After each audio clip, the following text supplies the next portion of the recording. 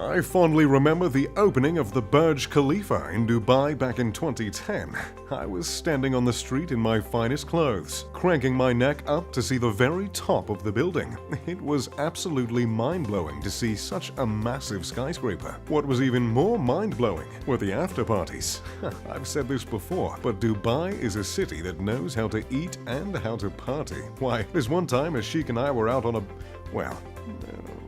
Sorry, before I get a little too carried away, where was I? Party, sheiks? Yes, the Burj Khalifa. The Burj Khalifa is a spectacle. A building so tall, many people thought it would be impossible to build.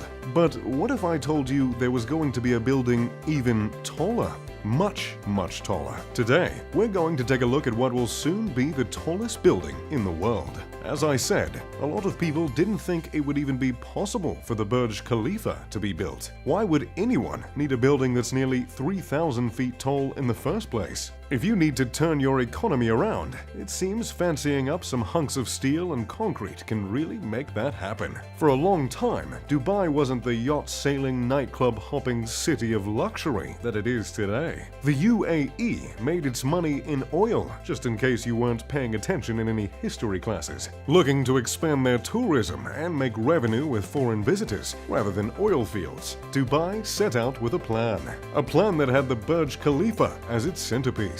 They would build hotels, parklands, and recreational lakes to entertain tourists, and put the Burj Khalifa in the middle as the biggest draw. The company paid $1.5 billion to build the Burj Khalifa, hiring Skidmore, Owings, and Merrill out of the United States to design the building. Its unique design was inspired by traditional Islamic architecture, just at, 20 times the size. The construction took 110 tons of concrete, which is about 220 million pounds. For reference, that's about the weight of 2,000 blue whales. Construction started in 2004, and the building wasn't open until that beautiful ceremony in 2010. Standing at 2,716.5 feet tall, it isn't hard to imagine why it took so long to build. Its height is 8 times the size of the Statue of Liberty. So tall, in fact, that you could stack the Great Pyramid of Giza, the Eiffel Tower, and the Empire State Building on top of each other, and the Burj Khalifa would still be taller. So how on earth is some new building going to be taller than that? With a lot of innovation,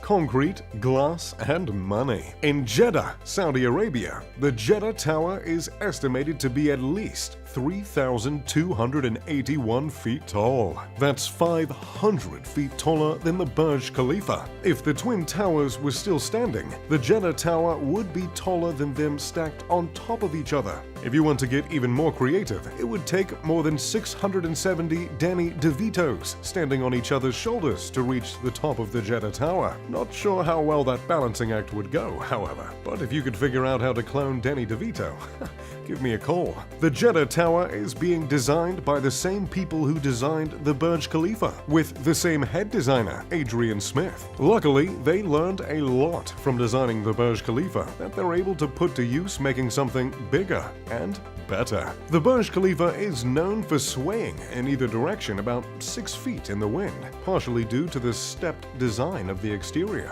The Jeddah Tower, on the other hand, is going to be built with smooth, sloped edges, which will allow for wind to blow around it more effectively. If you've ever stood in a penthouse that sways and creaks in the wind, well, you know how important it is to have one that feels a bit more stable. No one likes getting motion sickness sitting on their couch, that's for sure. That being said, blowing in the wind isn't the only problem building a 3,000-foot tall skyscraper comes with. Elevators have to ascend slowly because the quick increase in height and pressure can cause nausea in riders. And let's be real, no one wants to puke in an elevator on their way to the club.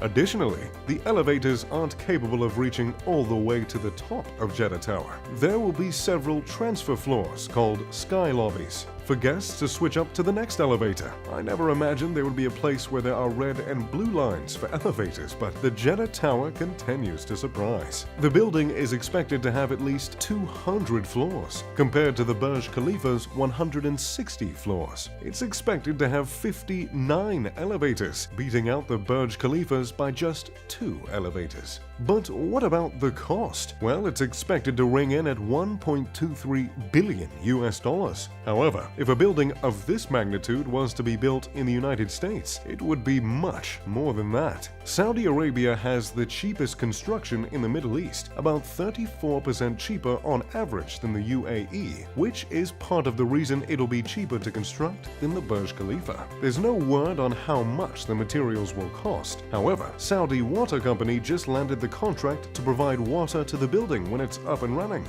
They've agreed to provide 156,000 cubic meters of water per day, which is about the size of 62 Olympic-sized swimming pools. So, what's going to be in the 3,000-foot-tall skyscraper?